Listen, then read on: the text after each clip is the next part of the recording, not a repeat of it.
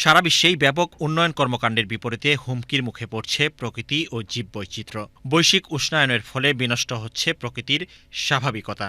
বিশ্বজুড়েই বেড়েছে ঝড়, বন্যা, তাপপ্রবাহসহ নানা প্রাকৃতিক দুর্যোগ। বাংলাদেশের খ্যাতনামা পরিবেশবিদ ড.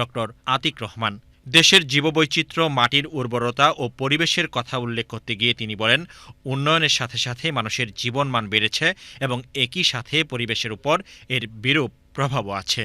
বাংলাদেশ ফার্টাইল, বাংলাদেশের উর্বর জমি ফেললেই একটা না একটা কিছু আসে।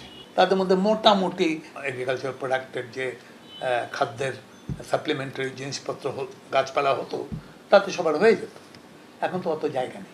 মানুষ কিন্তু প্রচুর বেড়েছে। পৃথিবীর খুব কম দেশ যারা 1 একর জমিতে এতগুলো মানুষ বসবাস করে।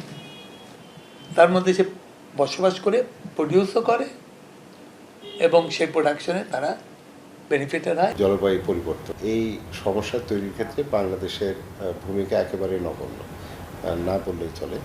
তারপরেও সেই প্রভাবগুলো কিন্তু আমরা বাংলাদেশে সবচেয়ে বেশি সেটা আমাদেরকে মেনে নিতে হচ্ছে। অনেক ক্ষেত্রে পাহাড় কাটা হচ্ছে, বন উজাড় হচ্ছে, তো সেখানে তো আমাদের কিছু করার আছে। খালিদা হোসেন, বাংলাদেশ টেলিভিশন, ঢাকা।